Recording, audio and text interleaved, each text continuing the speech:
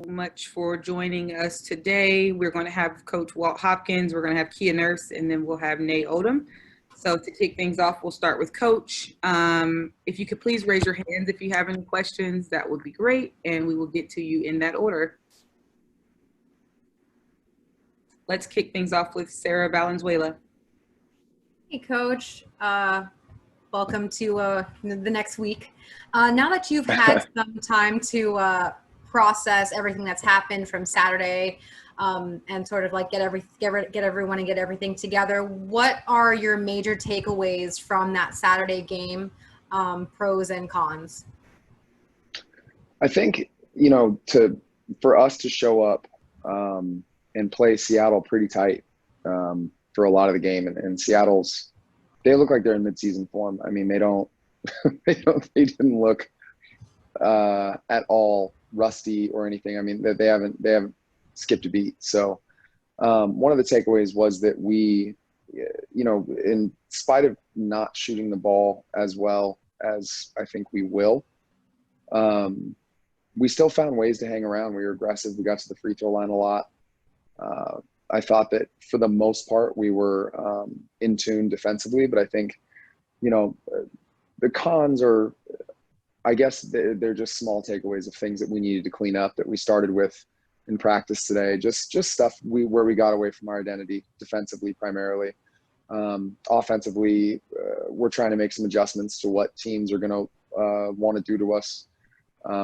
Just seeing from that game, obviously Seattle defends a little differently than a lot of people do. They've got a different system and different players to allow them to do that. But if other teams see that and think it's the blueprint, then we've got some adjustments that we've been making the last couple of days. Gotcha. And as far as Kia Nurse goes, is there any update on whether she's going to be available on Wednesday, or are you guys just taking it day by day? Yeah, it's day by day still. Gotcha. Thank you so much. You got it. Jackie Powell. Hey, Walt. Good afternoon. I just wanted to ask if you could provide an update on Megan Walker and if she was able to come to practice today, and if so, what was her energy like and how's she doing? Yeah, she did. She practiced today. She was great. She, there's a lot to catch up on, but she didn't look out of sorts. She didn't look lost. She looked good. Her energy was good.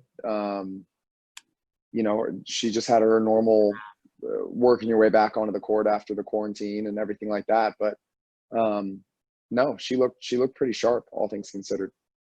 And just to follow up, did you all get to live scout Dallas yesterday? No, we didn't. I don't know that it was because we couldn't. We just stayed and watched on TV, just like everybody else. All right. Thanks, Walt. Thanks. Next, Howard Magdal. Hey, Walt, how are you? Hey there. Question, just if I could follow up about Megan Walker. Do you see her getting an opportunity to play significant minutes as soon as this week, or is that a little bit more of a further away timetable for that? It's hard to say right now, Howard. I mean, I think she's significant minutes. I don't know that we're going to see that this week. I'm not going to say for sure one way or the other, because who knows? Maybe she gets out there and feels good, gets some adrenaline going, and really moves around. But right now, it looks like she just needs a little bit more time to get acclimated and get into game shape. And I don't want to rush her out there too quickly if I can help it. So I do think you'll see her. I just don't know that it'll be for long stretches. Thanks, Walt. You got it. Erica Ayala. Hi, Coach. I wanted to ask you a question regarding the offense. I know you talked about that after the game, but Sabrina Ionescu talked about feeling or wanting to absorb some of the shots that she felt Kia Nurse might be taking had she not gone down with an injury. I'm curious if that's something that you felt you observed in the overall team offense, and if that's something that you discussed as far as who you feel might be responsible to take up some of those shots. We didn't discuss it directly. No, I think that's, she's pretty good, and has been, for a long time at having a pulse on the game, and who needs to do what and what's needed from her in a given moment. And one of the things, not directly with that situation with an injury or something like that, but one of the things we've talked about a lot in the preseason with her is her having a willingness to take shots at times when it's stagnant, or she's running up and defenses don't guard her, and because they know that she wants to set up a play or things like that. And it was something that when I watched her at Oregon, oftentimes I wondered, why don't you just pull up and shoot that and make them come out and guard you? And so there's a lot of factors that influenced some of the decisions that she made and that we made, as a team and as a staff. But all in all, I think it was the right move for her to try to find her way. And I think, had that not been the first game out of quarantine, or her first game and half of our team's first game, I think the outcome probably would have been a little different in terms of her making shots and really taking over, because she had times, even in training camp, where she'd get that look in her eye and she would sense something and she would take over. The shots just didn't go down, but I think it was the right move. Jeff Magliochetti. Hi, Coach. Thank you for joining us today. On that note, in terms of shot selection, what did you think of Kia Stokes' shooting? We mentioned it gotten better in training camp, and she also was able to sink her first career three-pointer. So what did you think of her shot selection on Saturday? Stokes has been one of our most consistent three-point shooters this entire camp. It's in practice. It's, when we go live, when we scrimmaged, she's been locked in from three. And I think it's something you'll see a lot more of. And her capacity to defend at the level she does, which is what we all know, she defends and rebounds as well as anybody. For her to be able to step out and knock down threes consistently, it's going to make her a real weapon, and something that we're really excited about. So that was definitely not a fluke. That was something she's done over and over and over again in camp, and you'll see a lot more of it. And you go into a matchup with the Dallas Wings this week. They're in kind of the same situation as you guys. So many young players, but you have, with all due respect, a more experienced coach at the helm in terms of Brian Agler, who's been doing this for a long, long time. What do you think of Agler's system, and what's a lesson you can take from an experienced mind like Brian? I don't know. I know that they're trying to do similar things that we are, and I don't know that he's running his system per se, the system that we've seen. I think they're trying to kind of go positionless in the same way that we are. They're a less traditional lineup, and he's had more traditional lineups in the past. I think what we're going to see from them is probably step up defensively a little bit from the last game.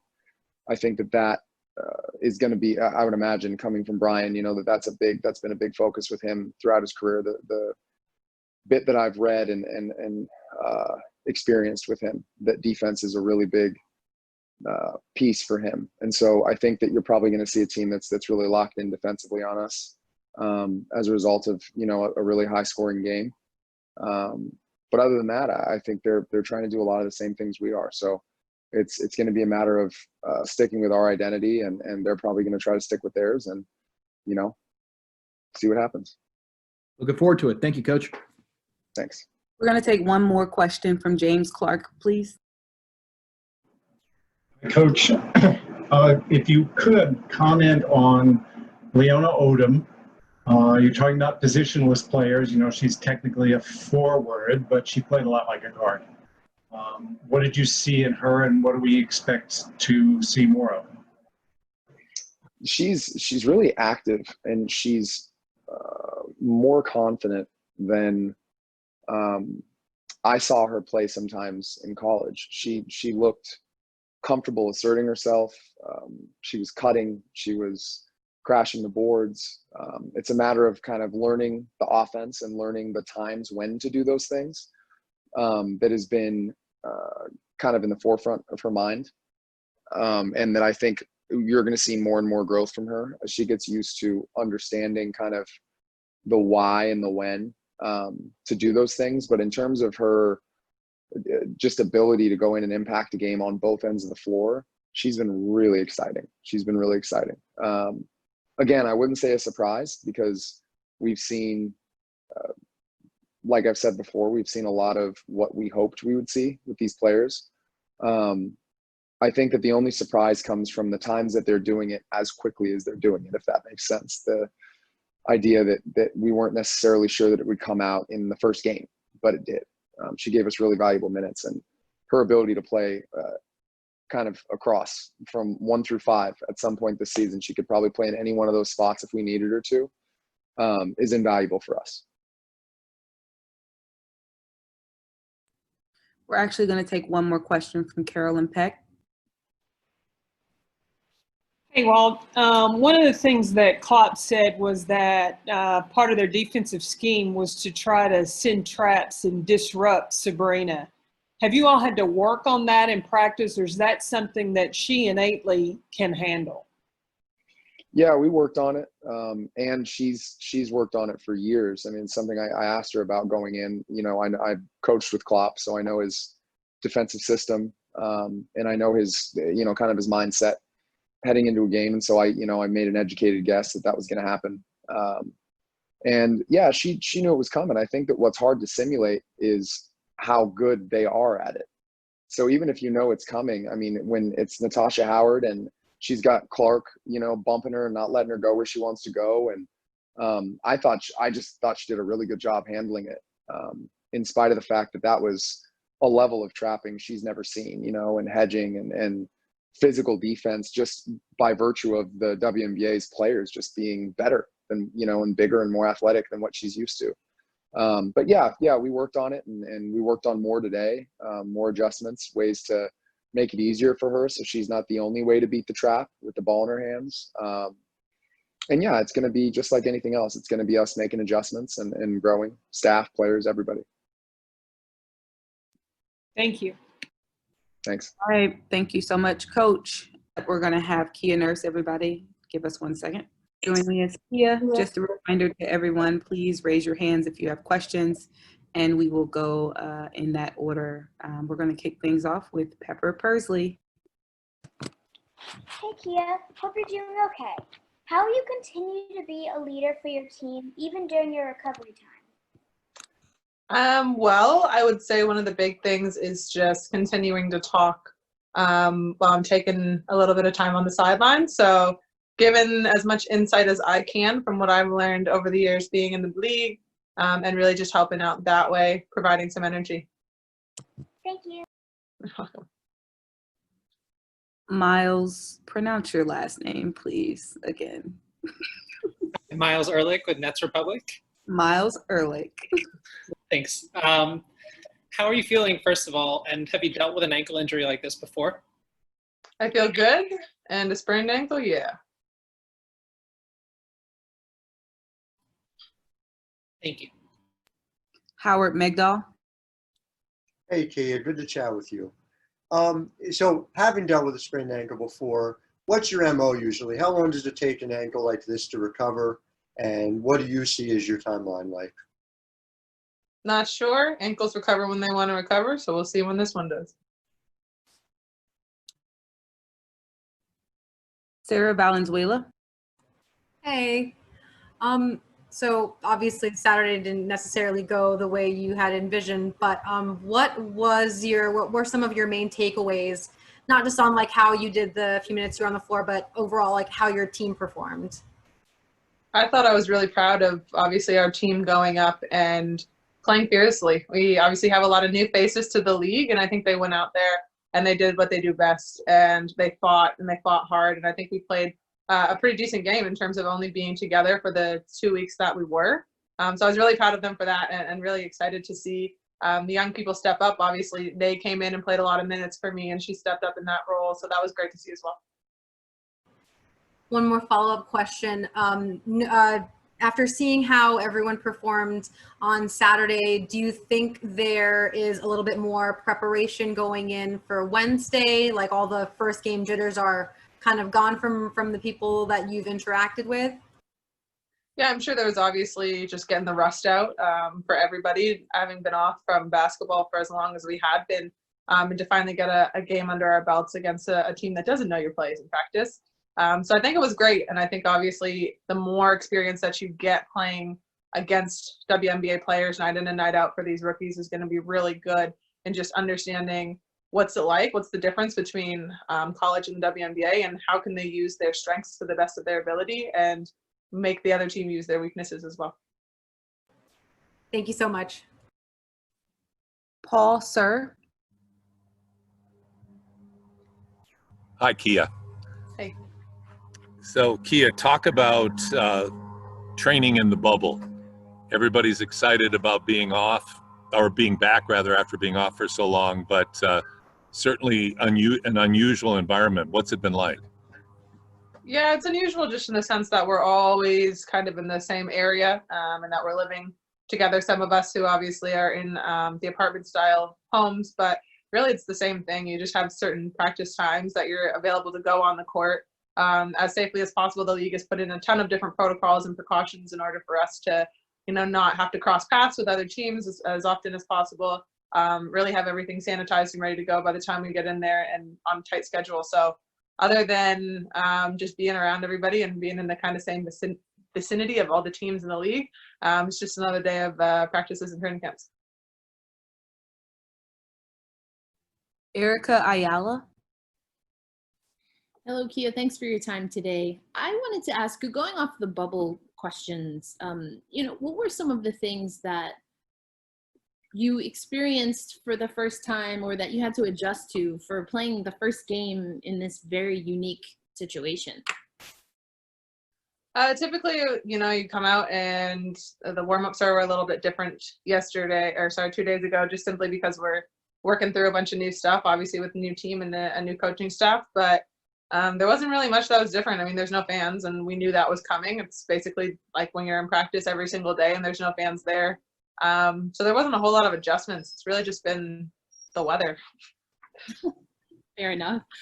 Kia, I'd also like to ask you about the statement that the league made, of course, with Say Her Name and having a unified message. But I particularly want to ask if there's something that you'd like to offer to, as someone on Team Canada, what you'd like to the Canadian fan base to have an understanding of that might be different than what they're used to when talking about social justice.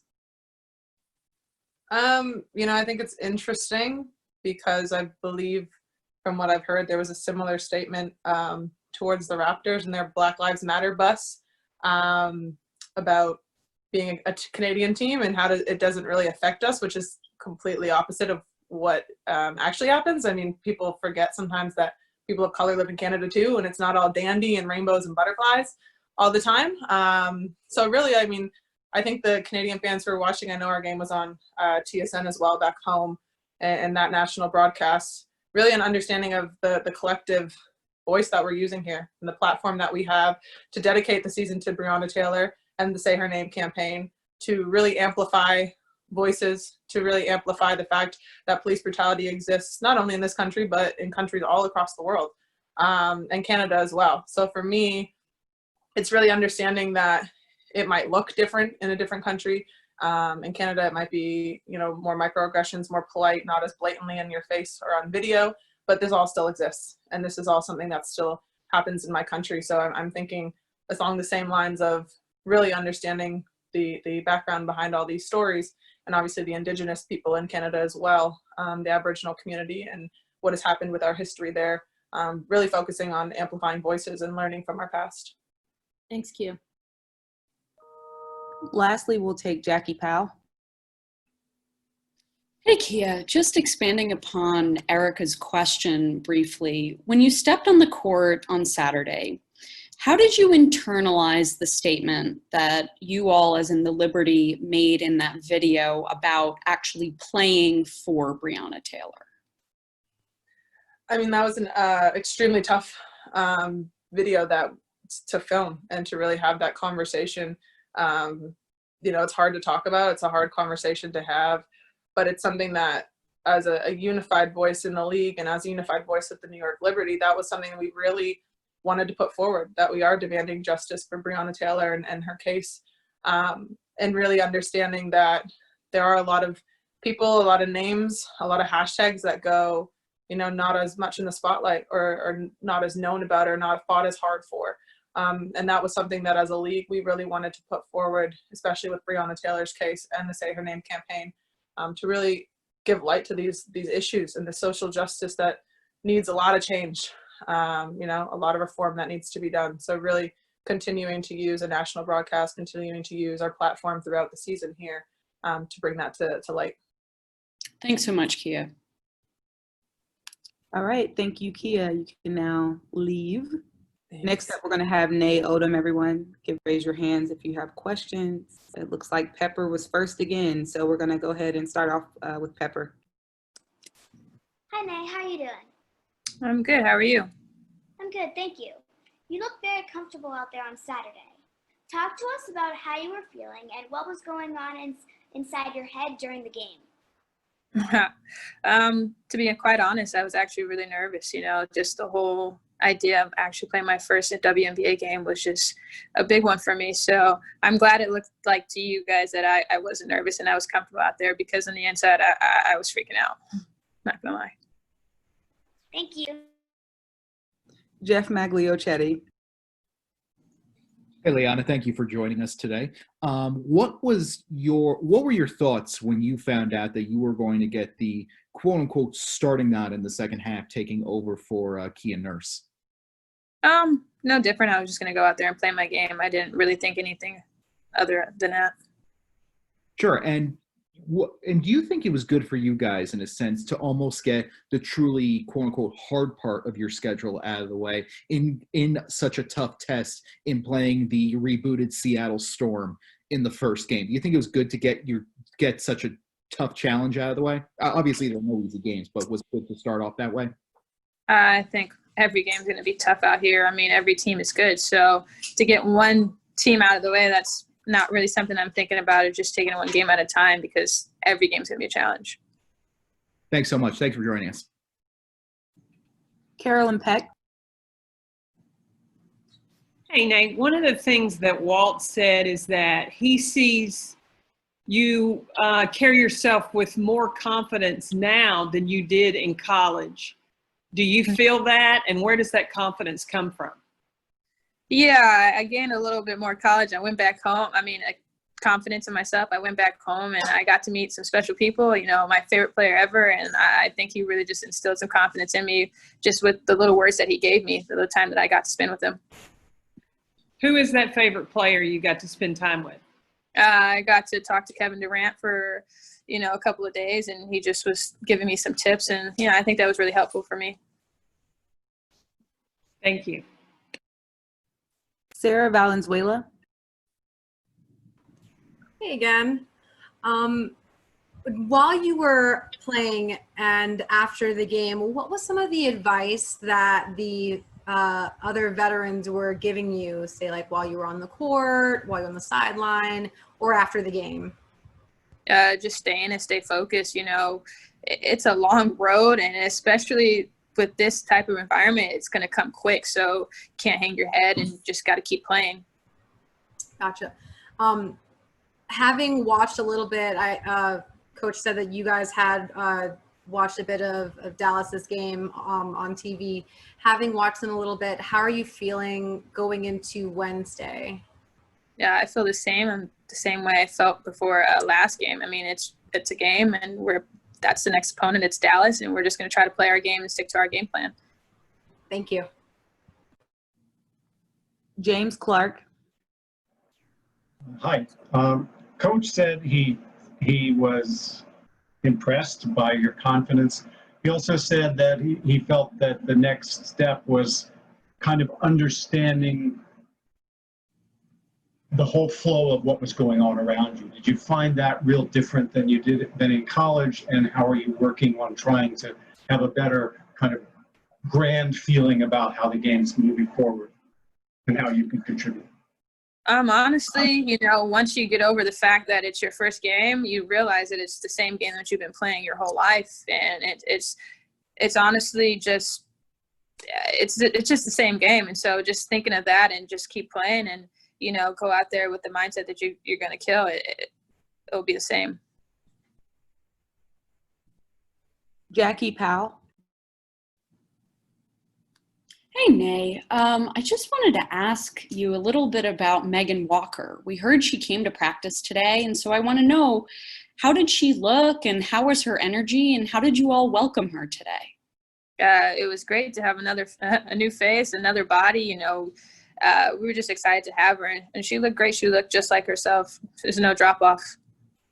Right. And just to follow up quickly, so what was the most profound piece of advice that Kevin Durant gave you when you spent a couple of days talking to him? Really, it was just play your game. I needed to hear that. I think that you get so caught up in like moving on to the pros and just really focus on being you. Don't change who you are. And so I think that's one thing that I really just kept close to me.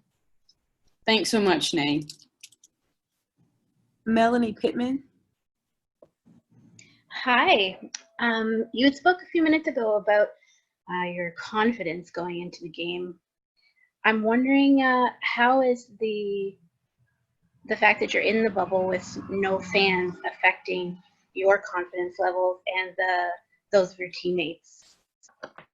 Honestly, once you start playing, you don't even notice that there's no fans out there because, you're so into the game. So I don't think it brings down my confidence or increases my confidence. I didn't really notice that there were no fans out there. All right, great. Well, thank you so much, Nay, for joining us, and thank you all. We are going to be sending out the recording.